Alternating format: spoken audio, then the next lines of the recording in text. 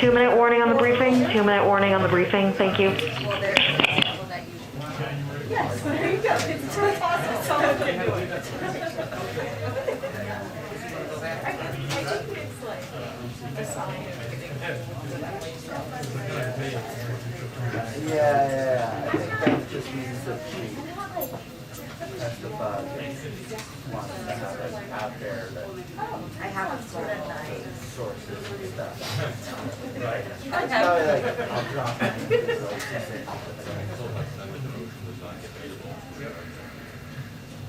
I wonder who they're gonna get. That's right.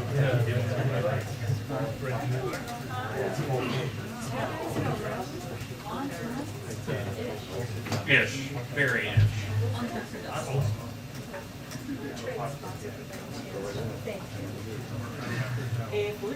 No, let me. Yes, they get the 2 minutes. Can I come in on the other side again? I'm gonna join stuff. I haven't been over here today recently. How are you? Okay. I'm fine. How are you? Good. Oh, I'm not so good. Outside today. It's a little dark and it's a little bit.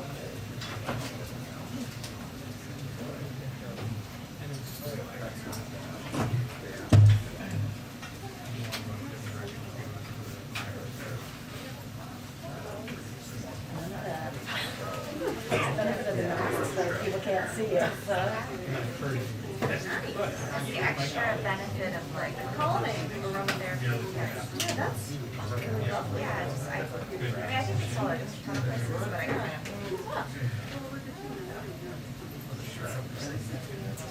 Yeah. I got like a little bit of spray on my kids trying to do nurse. Oh, when I had it, I took one of the hours. Just like the day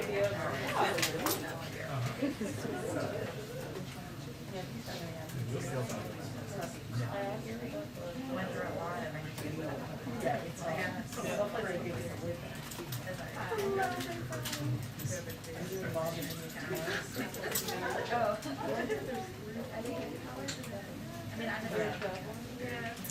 I'm gonna do the Baltimore part. Not that bad. That was my choice, actually.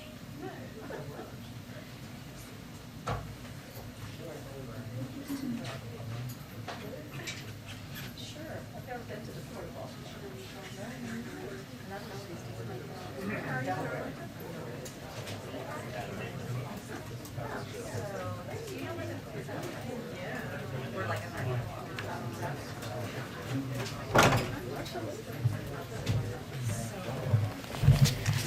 Good afternoon, everybody. Oh. I'm like, geez, I'm all by myself up here. Okay, so we have another special guest joining us today, Commerce Secretary Gina Raimondo, who's here to highlight how the bipartisan infrastructure deal will help close the digital divide in America for more than 30 million Americans who do not have access to reliable high-speed internet, particularly in minority and rural communities. As you all know, the Secretary is a member of the President's Jobs Cabinet, who was deeply involved in negotiations on the Hill that culminated in the bipartisan infrastructure deal, a once-in-a-generation investment in our nation's infrastructure and competitiveness. Today, the Secretary will discuss the role of the Department of Commerce in implementing this bill to build up broadband infrastructure. This will deliver for the American people by teaching digital skills, getting kids the devices they need to succeed, and improving overall accessibility and affordability. And after she is done giving her remarks, we'll take Q&A, and I'll make sure to guide that and get people in the front and get people in the back. But Secretary? All yours. Good afternoon, everybody.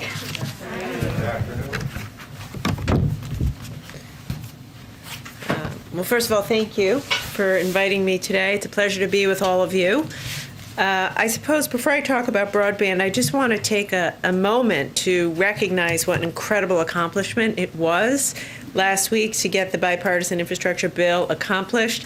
I can tell you, prior to this job, I was governor of Rhode Island for 6 years, and every year we were told an infrastructure bill was around the corner. It's going to come, Governor. The infrastructure money's coming. But of course it never did. And President Biden delivered. President Biden stepped up. He led. None of this could have been done without his leadership. He was so personally engaged, working across the aisle to compromise, to get results, to deliver for the American people, and that's what happened. And I don't think we can underestimate the impact of this. The Infrastructure Investment and Jobs Act will help Americans and deliver for Americans. As it relates to the Commerce Department, it is going to enable us at the Commerce Department to fund key priorities that will have very tangible positive impacts for American workers and businesses. Just to tick off a few things, it's substantial funding for NOAA to increase climate resiliency and restore and improve coastal habitats. It is, very excitingly, permanent authorization for the Minority Business Development Agency and $1.6 billion to that agency. MBDA, which resides in the Commerce Department, is the only federal agency solely focused on promoting the growth, development, and resiliency of minority-owned businesses. So it's pretty incredible. But today I'm going to focus particularly on broadband, as Corinne said. President Biden has set a very ambitious goal for his administration that we must connect all Americans, regardless of where they live, to high-speed, affordable internet. And thanks to the passage of the bill, we will be able to accomplish just that. The Infrastructure Investment Act allocates $65 billion to expand broadband in communities all across America, to create low-cost options and subsidize the cost of service for those who need it. Of that $65 billion, about $45 billion will be coming to the Commerce Department at NTIA to administer that program. I will say this is an area that I am particularly passionate about, having been a governor during the pandemic and being with people who didn't have broadband, children who couldn't go to school, people who couldn't go see a doctor or a therapist. It is heartbreaking, and it showed in a very real and human way how essential broadband is. And the fact of the matter is we have to close the digital divide, period. And this infrastructure bill will allow us to do that, and the $48 billion coming to the Commerce Department will allow us to do that. Beyond the physical infrastructure, laying fiber, affordability is just as important. Affordability is just as important as access. It does a family no good if there's broadband in their community, but they can't afford it. Closing the digital divide means both providing the broadband and making sure it's affordable. So the investments in this bill will help ensure every American can access affordable high-speed internet, which means requiring funding recipients to offer a low-cost affordable plan. Everyone who gets a penny of this money is required to offer a low-cost affordable plan. Provide federal funding for broadband services to low-income families, requiring providers to be transparent about pricing to help families do comparison shopping for services where they have competitive options. I will confess this is going to be a massive undertaking for the Department of Commerce, but we're up for it. We've been planning for months and we're up for it. We plan to work in close collaboration with states, counties, cities, community-based organizations, and the private sector in partnership to develop grant programs which will ensure that we roll this out in an efficient manner. Broadband is the gateway to economic opportunity, and so in order to open that gateway, we're putting equity at the center of everything we do. I will say, to truly transform our economy into one that works for all Americans and one that will make our country more competitive on the world stage, we have to make investments in a way that is equitable and just. And we view this lens across all of the work we do at the Commerce Department, and it will be particularly front and center with the broadband work that we will be doing. It will not be easy. This will be technically difficult. It's an implementation challenge, but it is necessary. It is necessary, and I know that implementing this in partnership with our partners on the ground, we will be able to close the digital divide, close the innovation divide, and achieve the President's goal of making sure that every American, regardless of where they live, or the color of their skin, or their income, has access to broadband. And I will say, 30, 40, 50 years from now, we will look back on this as the turning point, as a critical turning point, because now that we're moving even more towards a digital economy and a data economy and a tech economy, nobody can be left behind, and that means everybody has broadband. And due to the President's leadership, we're going to be able to deliver on that. So with that, I will turn it over to you. Thank you. Go ahead, Rita. Thank you, Secretary, for being here. Can you walk us through the logistics of how the money is going to be allocated? From what I understand, at least $100 million will go to states. And then is it totally up to the states to determine what projects to launch, or will there be federal oversight? But basically, I'm trying to understand how the money is going to get funneled through and how the remaining money is going to be allocated. Yes, thank you. So in terms of the practicality of it, each state will receive $100 million, as you say. The remaining money will be allocated based on need, based on how many underserved households there are in that state. So the whole name of the game here is to focus on the underserved and the unserved, and on affordability. We have to make sure that we don't spend this money overbuilding. So, which means we'll have to work very closely with the FCC and using their maps to make sure that we focus the money where broadband doesn't exist now. So we plan, everyone gets $100 million. Beyond that, it'll be based upon unserved, based upon need. We're going to give out a grant per state, and each state will then give grants to sub-grantees on the ground. We are, as I just said, very focused on equity and making sure there's affordability and ubiquity, which means we have to be flexible. Like in a state like Rhode Island, where I'm from, there's no rural Rhode Island.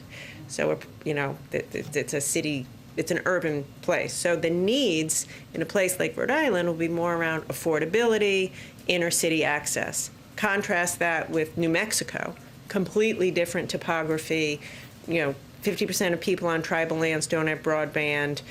We need to account for the flexibility there, which is why it's going to be a state by state. There will be a tremendous amount of federal oversight and transparency. Every state has to put their plan online for everyone to see, and we are going to have very strict criteria to make sure that we achieve the goals of affordability and access. When do you think the first expansion projects will get underway? I'm sorry, say again? When will the projects get underway? When do you think states will physically start Yeah, to so, I would say first we have to have the law, and then it'll take us some time to get set up, some number of months. So, I mean, it's hard to say. I would say, well into next year. Thank you. Secretary, I'll step in. With this new money, Secretary, Hold on a second, can you guarantee people living in internet dead zones? It's about internet dead zones. Secretary, thanks so much for taking Internet dead. the first question I have is, can you talk a bit about how quickly Americans will feel the impacts of this, and as well as if there are some more longer term goals that maybe are 10, 20 years down the line? Can you talk a little bit about the timing of this? So I say, first, we are already implementing, in the rescue package, Commerce received some money related to broadband, and we're already putting that out now. There's a tribal initiative, there's a rural initiative, USDA, it has that, we're working with them. So some Americans will start to see relief, this year, soon. As I just said over here, the rest of this, I think it will take us some number of months to, start getting the money out the door. It'll be staged in. We want to get relief out there as fast as possible, but in a quality way. So some of the affordability metrics, providing subsidies, that can happen more quickly. Laying fiber across America, that will take time, but we'll be creating jobs at every step of the way. One other quick question is just about, could you talk a little bit about the equity portion? Are there percentages or numbers you want to hit? Maybe you won't speak to them publicly here, but I'm wondering how you're going to measure success. Every single American has access to high-speed, affordable broadband, which means truly affordable. Does that include people living in internet dead zones? Thank Internet dead you, zones? Secretary. Fair Appreciate your being here. Obviously, as former governor, you know the importance of the coordination with governors and the various states. Can you talk a little bit about the outreach so far, and are you taking the lead on that in terms of being in touch with these various governors as they implement these changes? Yes. So I should tell you, we've been preparing for this. We are figuring out already how we're going to staff it within the Department of Commerce, how we're going to make sure we have accountability. I've already had several convenings with governors. I've been speaking with governors, with mayors, with tribal leaders, and we will, now that this is official, we're going to significantly ramp up that engagement. And just to follow up very quickly, as you talked about, you need to target rural areas and then more urban areas. How do you determine which areas you're addressing first? Is it an all-hands-on-deck approach? How can we expect to see the rollout happen? We are asking each state to give us a plan. So we are saying to them, show us a plan that guarantees every single person in your state has access to high-speed, affordable internet. And then we're going to evaluate that plan, adjust it, provide technical assistance to make sure at the end of the day we hit the goal. And just to push you on the timeline a little bit, some of the physical infrastructure projects are estimated to take 6 months to a year. Is that about the same timeline that you're tracking for this? Look, it's really hard to say. We have to be flexible. Laying fiber in a place with a mountainous, difficult topography, that could take years. In the back here. Thank you, Secretary Raimondo. I want to ask you about implementation. It seems to be the focus of a lot of our questions. 1 year from yesterday, the midterm elections will take place. Can you guarantee that people all around the country will see that implementation take place before the midterm elections? And what type of projects are you looking at in terms of implementation between now and then? So certainly Americans will feel and see in their communities much of the progress that the Biden administration is overseeing. I mean, from the rescue package to the infrastructure package. It is not the case. I think every community will see activity and action. Some communities will start to see, people working, laying fiber. But I also think it's important to be realistic and you have to be honest with people, which is to say, we want to get this right. It's more important to get it right than to rush. So I think people will see their state putting together a plan. They'll see us starting to move out on that plan. But you know, not everybody's going to have broadband a year from now. A year after President Obama signed the Recovery Act, he acknowledged that this idea of shovel-ready jobs is not reasonable. It doesn't exist. Would you agree with that statement in terms of what President Obama said after the passage and his signature on the Recovery Act back in 2009?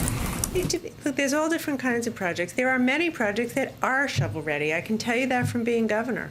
You know, in my state, there are many projects that are shovel-ready, need money to be added. There are others, and broadband is an example, that require more planning, that require thoughtful technical planning. So the whole point of the infrastructure package is to deliver for Americans. I promise you this, a year from now, many people will be working in high-quality jobs because of this package. But I also promise you that the president wants us to get it right. And if it takes a little longer to lay the groundwork for fiber and broadband, then we're going to do that. What's your message to people who live in internet and internet? I can't hear, I'm sorry. I wanted to ask, thank you, about the deadline that your department had imposed to get voluntary data from semiconductor manufacturers and other companies. Did your department receive all of the information that it was looking for from these CEOs? And then also, what's your reaction to China appearing to be angry about TSMC's compliance with your request? They called it extortion of confidential information from chip firms and talked about concerns that the U.S. could use this information to sanction Beijing. What's your reaction to that? Yeah, so the deadline was yesterday. So we haven't yet had the opportunity to go through all the submissions. I will tell you, over the past couple of weeks, I have spoken to the CEOs of a number of semiconductor companies, including TSMC, asked them for their compliance, and they all said that they would be complying and sending us the information that we're asking for. It is laughable to suggest that it's coercion because it is voluntary. We're asking them to cooperate with us. And the truth is that this is what President Biden has said to us on his team: use every tool that we have to deliver relief for the American people around supply chains. And so that's what we're doing. This is a tool in the Commerce toolbox, and we're using it. And I think to great effect. And every CEO I've talked to, including TSMC, has said it's a good idea. It will increase transparency in the supply chain, which will cut down on bottlenecks, and that's why they're complying. Their own choice. Does China's reaction make you think that the U.S. should have a more clear strategy toward possibly defending Taiwan, given their response to this? You've called the semiconductor shortage a national security crisis. They're obviously being very responsive to the White House probe for more information, and they're hedging on that. What do you think about how we should approach Taiwan, defending Taiwan? I think what I've said, which is that the lack of domestic production in America of semiconductors poses not only an economic threat, a national security threat, and we need Congress, the House, to pass the CHIPS Act, or USICA, as quickly as possible so that we can get to the business of making more chips in America. Are you pushing for that vote to come up soon? Yes, tomorrow would be great. Let's take 2 more so we can let her go. Go ahead, right you in the back, the gentleman. Thank you. You've mentioned a couple of answers, the jobs created from this. I'm curious, is there a workforce right now that is able to fulfill this broadband expansion? Would you have to train people how to do this? Such a good question. So I would say yes and no. But we, in working with Congress on this portion of the bill, we specifically said keep it flexible so we could use some of the money for workforce training. And to the question of equity, that the folks that we train ought to look like America, right? And to the question of what will Americans see, what they're going to see soon is people in their community, men, women, people of color, white people, laying fiber. And today, we don't have enough trained people. No, we don't. But some of this money will be used for workforce training so that we can train folks, and in the process of doing that, diversify the ranks of electricians and technicians and folks who are, deploying the fiber in America. I want to ask you about broadband, but just first, the Commerce Department made a really consequential decision to add NSO Group to its entity list, right? And could you talk a little bit about was there a specific breach that led to that? Was there evidence that their software is being used to monitor U.S. citizens? What was it that led you to make that decision? Usually we don't comment on the details. I will simply say it went through the same process, interagency process that all of these decisions go through. We came to a determination that it was necessary for national security in order to impose that. Okay, and then on the broadband question, Congress exempted the infrastructure bill, this $42 billion pot of money that you have, from the Administrative Procedure Act, which requires a number of things in terms of public notice. I'm having bad flashbacks to law school. Administrative law. Well, it's really important for journalists because we use things like the Freedom of Information Act to get information on how government is spending money that might be going to private sector companies. So since we don't have that, how do you expect us to hold you accountable for how this money is being spent? So I'll confess I haven't gone that deeply into the weeds of that particular provision, but I will say this. As I said here, we are deeply committed to transparency. The way to build public trust is transparency. As a result, every single state plan is going to have to be put online. So you can comb through every detail of every plan to see where every penny goes. And I think that's really important. Thank you so much. Secretary, do you have a message for people living in internet dead zones? Can you guarantee they'll get Thank you, guys. Thank you. I hope you get out to enjoy the weather. Yes. Thank you so much. Okay. It's going to be an interesting briefing. I have a few things for all of you at the top.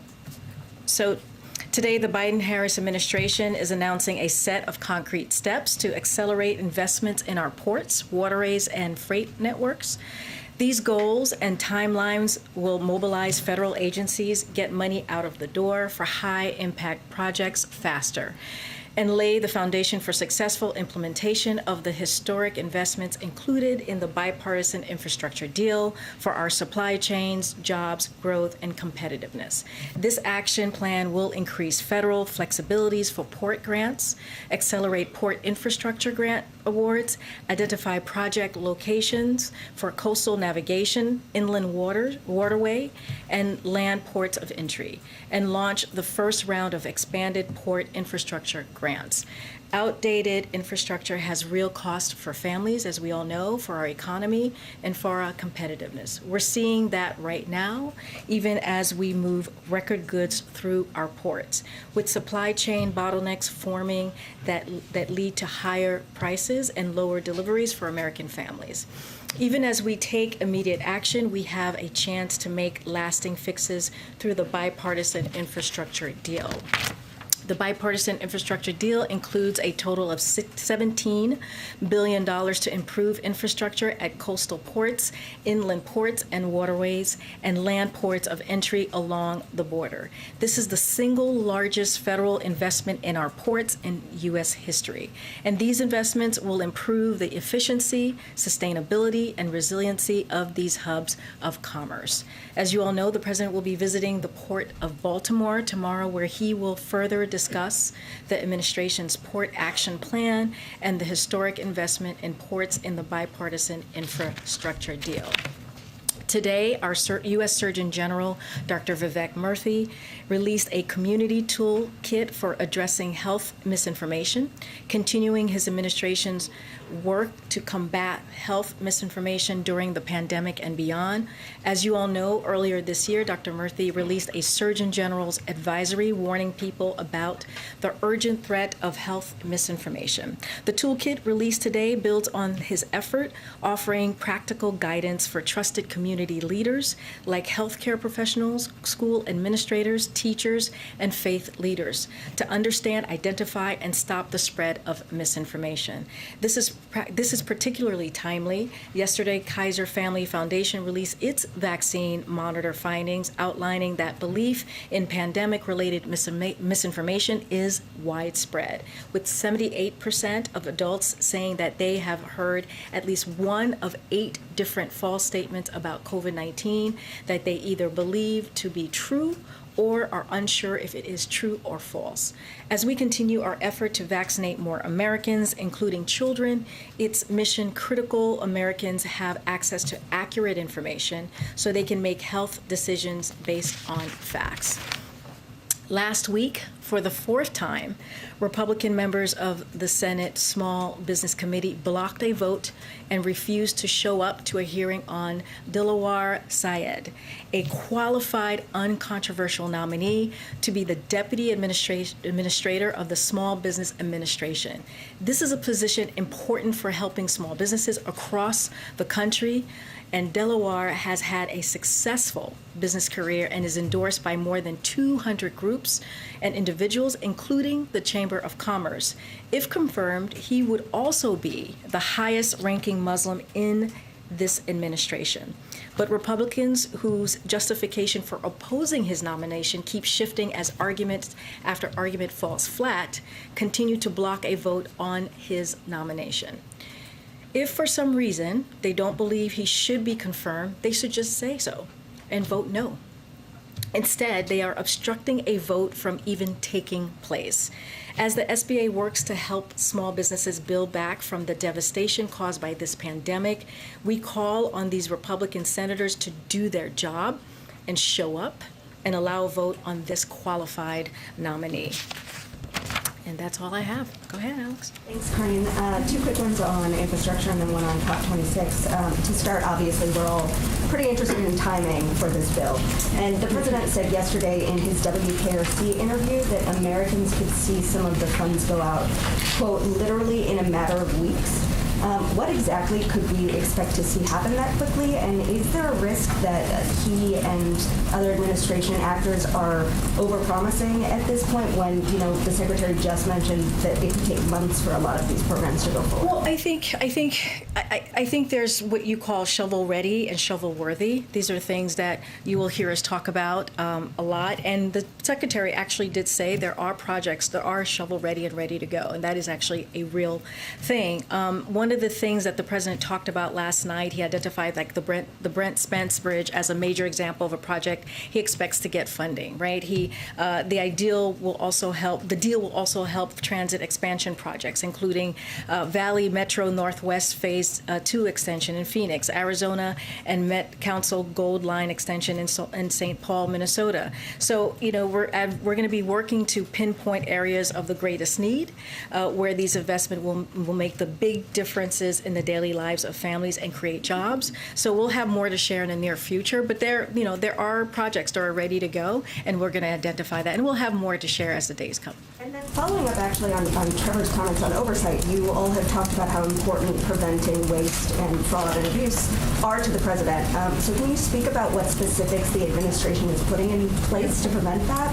And how involved will the president be? Is he looking at deputizing like a similar role to the COVID czar, or potentially doing what President Obama did with him and having the vice president oversee implementation, or any of those things on the Yeah, those are all great questions. As soon as we sign the bill, which I know you're asking me about timing, which will happen soon. As the president said on Saturday, he wants to make sure that the people who worked very hard on both sides of the aisle are there for the bill signing. So as soon as we get that done, we will share more. We'll share more about the implementation. And you're right, we want to make sure there is accountability. That is something that's going to be incredibly critical and important to the administration. And as you can imagine, this is something that's so important to the president. And so he'll be getting regular updates as we move forward and be very engaged on this. And then on COP26, how involved is the president sort of remaining in these talks as they go forward? And is he optimistic there will ultimately be a deal? Well, I'll say this. The president is definitely very engaged. We have White House officials who are there currently at COP26. Secretary Pete Buttigieg, that's where he basically left after leaving here, speaking with all of you. And so, again, we're very engaged. We have White House official staffers there as well who've been in and out of COP26. So, yeah, we're just going to continue to have those conversations, and we're optimistic.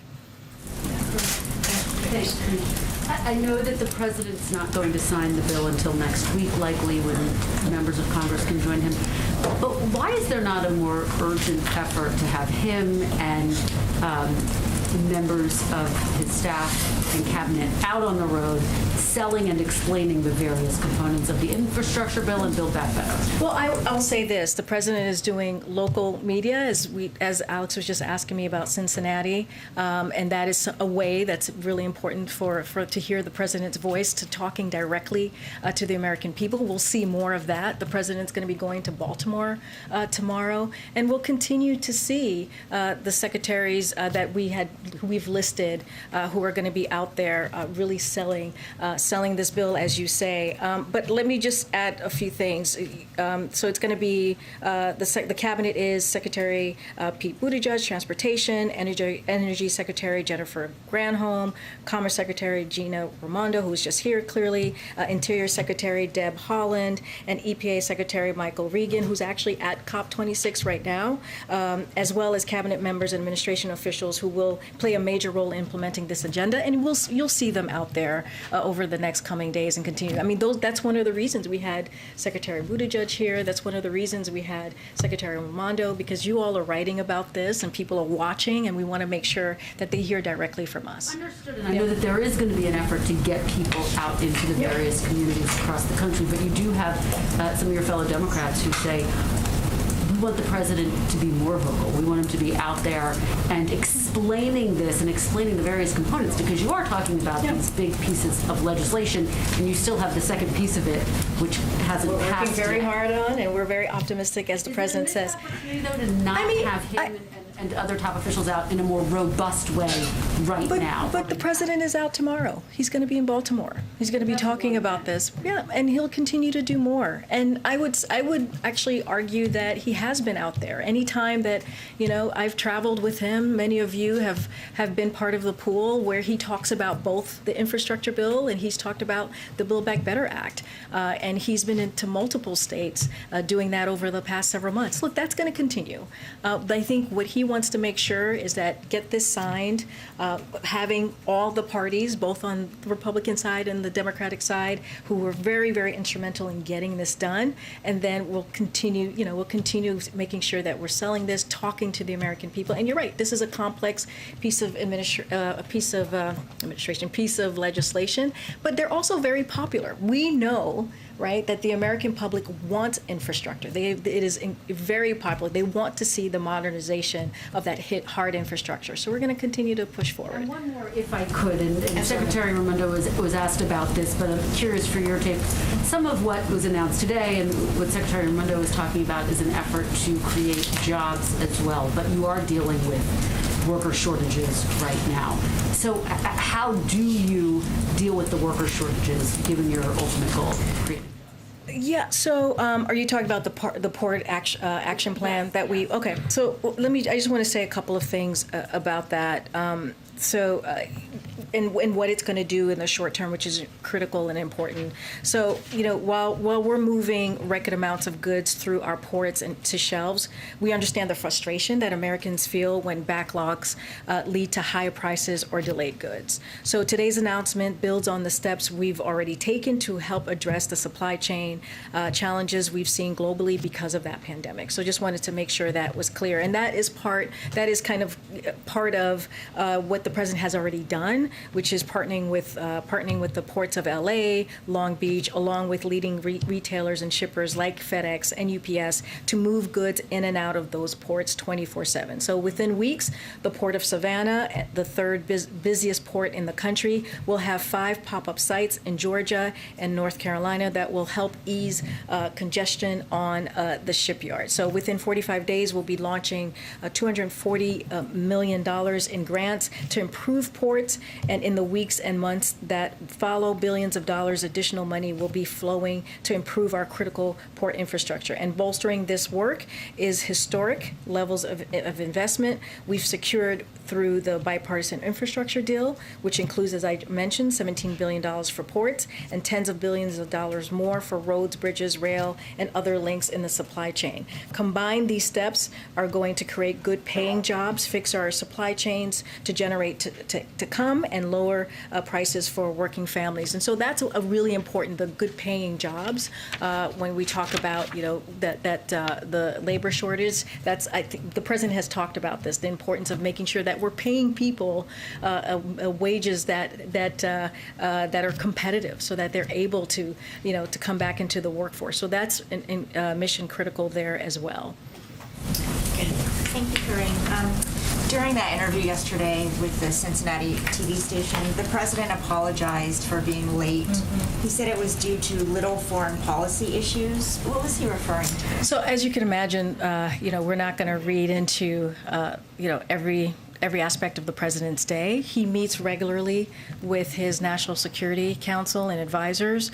Some meetings go right on time, and some meetings go a little longer. But I'm not going to read anything specific to that, or I don't have anything to share on that one. Okay, and do you expect him to be doing more of these local TV interviews as part of his sales pitch for infrastructure? Yes, we do. I don't have anything to preview. The one that he did last night with Cincinnati was the first, but we're hoping to get him out there more, as we've been talking about, so the American people can hear it directly from the President of the United States. And just one more on the funding for infrastructure, and I apologize because maybe it is just me, but I still don't really understand how all the money is going to be allocated. For the broadband piece, the Secretary made very clear states are going to get a finite amount of money, they'll distribute it, the rest will be allocated based on need. For all the rest of the money, how will it be distributed? Does it go to states first? And will the federal government determine what projects that they will be assigned to? So I don't have the specifics for you right now, but I can tell you the agencies that will be involved on the specific components, right? So Department of Transportation on how this will improve will be in charge of how this improve our ports, rails, bridges, and our supply chain, right? That's kind of obvious there. The Department of Interior is going to be on strengthening the climate resilience and the impact of Native communities. We have the Department of Energy, which it's going to be focusing on repairing our electric grid. Department of Commerce on getting high-speed internet to every American, as we just heard from the Secretary herself. You have the Environmental Protection Agency, and they're going to be replacing lead pipes and addressing pollution. So those are kind of how it's going to be broken down into agencies. The specifics on that I don't have to share with you today, but I promise the Secretary talked about this just now, which is transparency is going to be key here. And so we're going to make sure that the American public and all of you know how we're going to move forward on implementing this. Thank you. Thanks, Corinne. As the president promotes this infrastructure bill, we know that Leader Schumer wanted a vote in the Senate on the much larger social spending bill by Thanksgiving. That's what he's hoping for. Are there any details you can provide about any outreach the president will be doing to Democrats this week? I know they're away and out of town on recess, but any outreach that he's doing to those key moderates like Senator Joe Manchin and Kirsten Sinema? Yeah, so I don't have anything to read out for you today on any calls that he's made or any scheduled meetings or anything in that nature. But as you can imagine, the White House officials, my colleagues, are constantly in contact with members and also staff. As you know, last Friday they voted on a rule in the House to make sure that the Build Back Better Act was voted on the week of November 15th. So we're, as the president said himself yesterday, in the last couple of days, he's very optimistic on getting that done. And we'll continue to talk to Leader Schumer. We'll continue to have those conversations on the Senate side as well to make sure that this gets delivered. Do you see that as a feasible timeline with moderates waiting to see more information from the CBO? I mean, he sees this as an urgency, right? And we've said this before. Like, members understand how important it is to get this out, to get this done.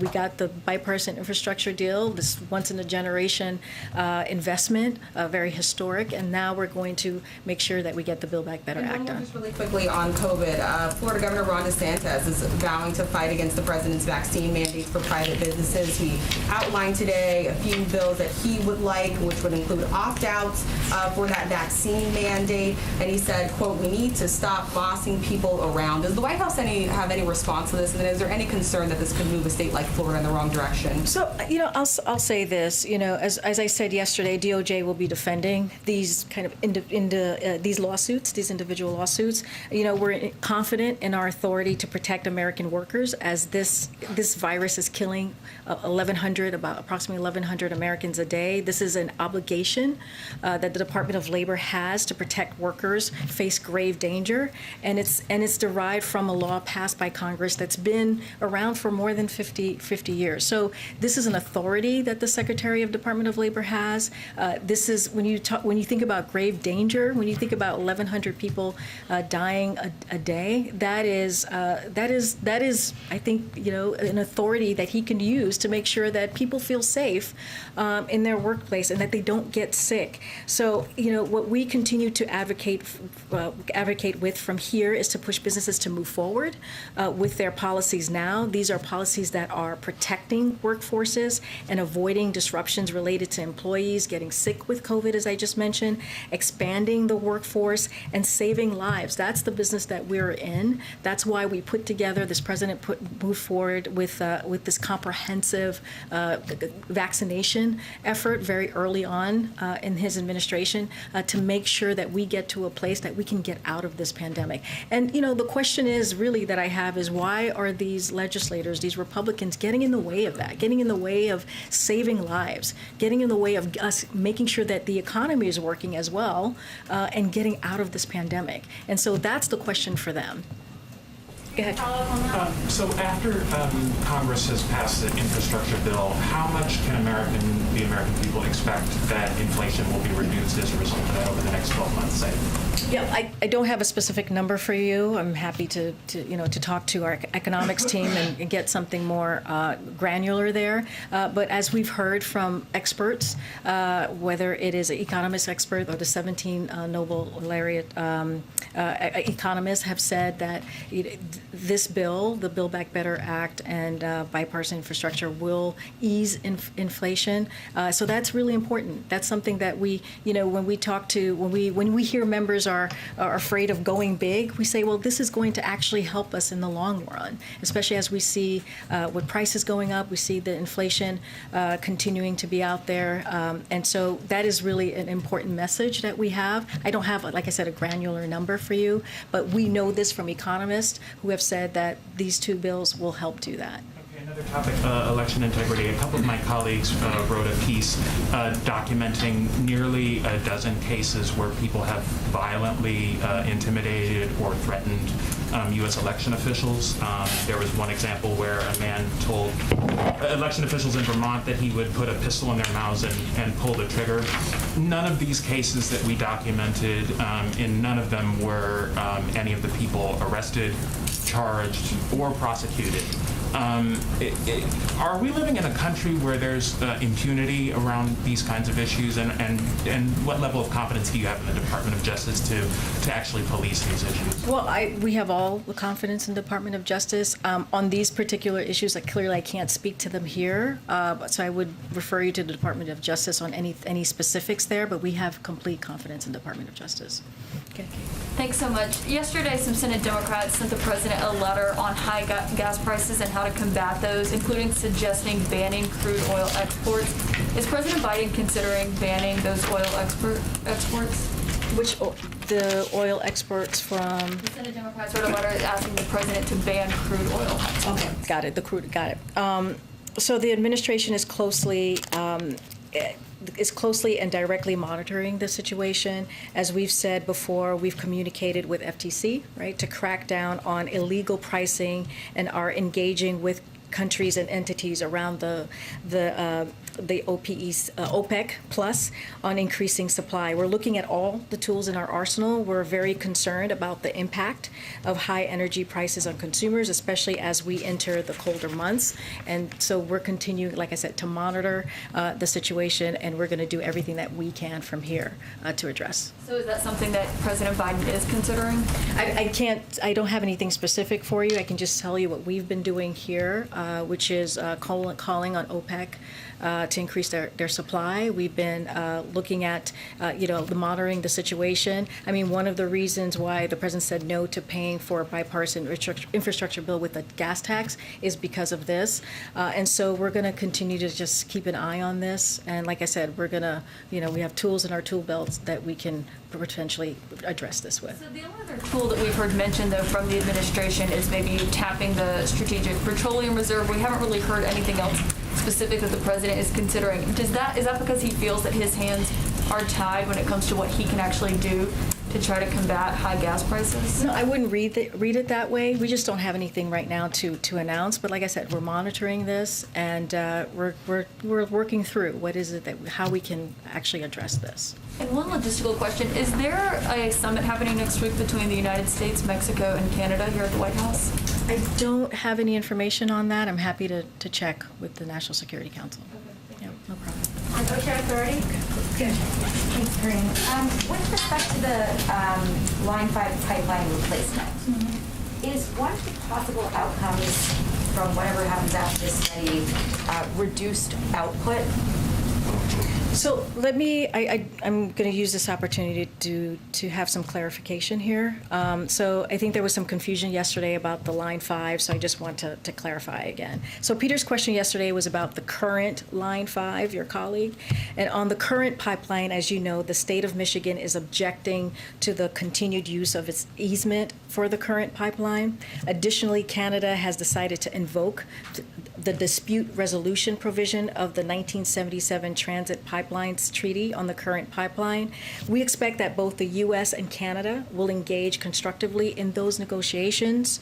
Canada is a close ally and a key partner in energy trade, as well as efforts to address the climate crisis and protect the environment. These negotiations and discussions between the two countries shouldn't be viewed as anything more than that, and certainly not an indicator that the U.S. government is considering shutdown. That is something that we're not going to do. As it relates to the current pipeline, in addition to those negotiations, the current pipeline is subject to litigation between Enbridge and the state of Michigan, and those parties can speak more to the process. So what I think confused some folks here is that there are as a result a consent decree. As a result, there is a suggested potential replacement for a portion of Line 5. The Army Corps of Engineers announced an environmental impact study of that potential replacement in June, which is what I was talking about yesterday, and that's the study I mentioned. And so that was announced in June and is about the potential replacement, not the current line, which is what Peter had asked yesterday. So again, nothing new to share on the current line. We expect the U.S. and Canada to engage constructively on it. I don't have anything else to share about that. The current pipeline needs to be replaced and that there is this study ongoing. Would a possible outcome from that study be a choice that limits output? And also, what's the timeline for that study? I had seen some reporting that a decision could come after the reconciliation vote, and that could be as soon as next week. I don't have a timeline on the study. Again, this is the Army Corps of Engineers who are taking this under. I don't have anything more to share. And I want to ask you about another story that's just breaking from our Justice Department reporter. Two sources are telling Fox that National Security Advisor Jake Sullivan is the foreign policy advisor mentioned in the former Clinton lawyer Michael Sussman's indictment.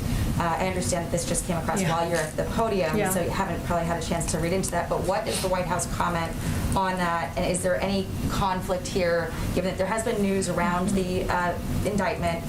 Is there any conflict here that would preclude Sullivan from being able to carry out his duties? As you just said, Jackie, I'm just now hearing this, so I don't have a comment for you at this moment. I don't know anything about what you're just mentioning, so I have to talk to our team. And there has been news around the dossier, though, over the last couple of weeks, and sort of this feeling that it's falling apart after the revelations that the Clinton-tied lawyer had lied to the FBI.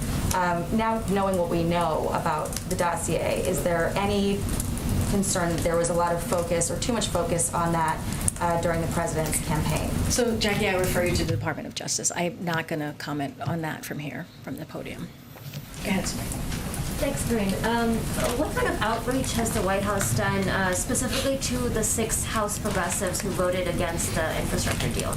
I don't have any outreach to speak to at this moment. As I've said many times before, we are in constant communication with members on the Hill, but I don't have anything to share at this moment that's specific. And also, a Republican member of Congress today shared a video on Twitter in which he appeared to attack, to be shown attacking Congresswoman Ocasio-Cortez and the president.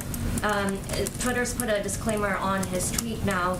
Does the White House have a position on how social media companies should be moderating this type of content? So I'll say this, there is absolutely no place of any kind of no place for any violence of any sort in this political system, and I don't want to go any further than that. I leave it to the social media platform on how they're going to move forward on that. But there is no place for that, for any type of violence or that type of language in the political system, and it should not be happening, and we should be condemning it. Thanks, Corinne.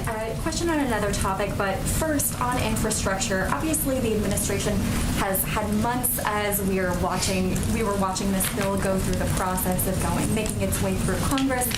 Why don't we have a concrete list of projects that will be pursued first, and why don't we have a clear timeline on when those will be implemented? We'll have something soon. I mean, this is something that clearly, as you said, we've been working on for a long time, and there was a process, right? There was a legislative process that was happening, and now we're in a place where the president's going to sign this legislation soon into law, and once that is done, we will lay out our plan. We will be transparent.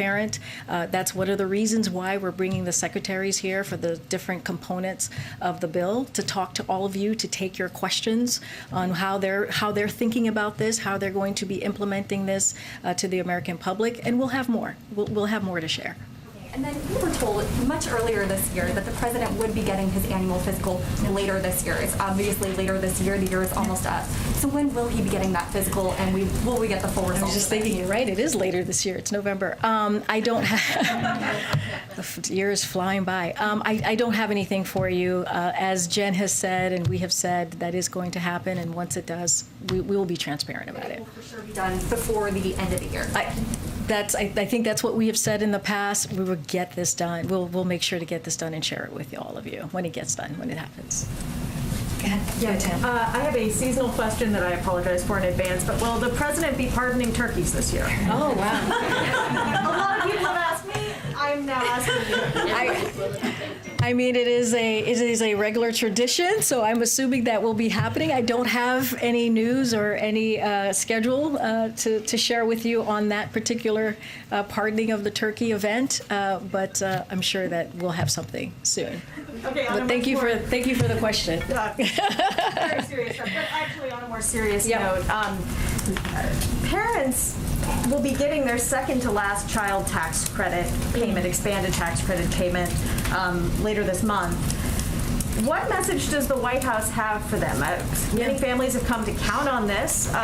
It's obviously part of BBB, but there are no guarantees, and this is sort of a cliff that's hanging out there. No, that's a very good question, because that child tax credit has really benefited families, giving families that tax cut, that middle class tax cut that's so critical. It's cut poverty by 50%, children poverty by 50%. So it's been incredibly important. But this is why the president is going to continue to fight for the Build Back Better plan. This is why he's going to continue to talk to members on the Hill to make sure that this has happened. But he is optimistic. We talked about this rule that was voted on for last Friday, for November 15th, to make sure that the Build Back Better Act is voted on in the House that week. And so he's very optimistic. But you're right. This Build Back Better Act is it's pro-families, right? It's pro-people, and it gives people that breathing room that they so need, that they haven't had in many, many years. We haven't seen that investment in people. So the president's going to continue to work for the child tax credit. He's going to continue to fight for the paid leave, all of the things that are in this bill. We think about child care, elder care, making sure that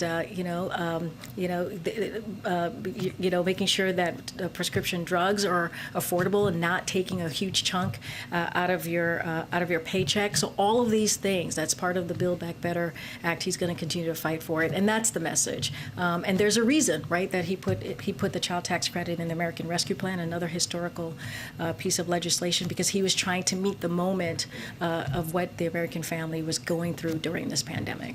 Until we have to wrap. Oh, okay. I'll take one last question. 2 quick questions. As of yesterday morning, the president said he hadn't spoken to the governor-elect of Virginia, Glenn Youngkin. Has he tried calling him again? I don't have anything more to read out from what I said at the podium last week. I don't have anything more. And also, obviously, when a president goes on something like a sales tour of his infrastructure plan, where he goes matters and sends a message. So can you talk about why specifically the Port of Baltimore was picked versus a lot of the other ports like Savannah or Los Angeles? So he'll speak to that tomorrow, so I don't want to get ahead of the president, but he'll lay that out for all of you as to why he's there. But as you can imagine, it's very important to the supply chain and all the work that he's doing to make sure that we deal with the issue that we're having currently. Do you have an update on Ethiopia? That's all I have for you guys. Thank you.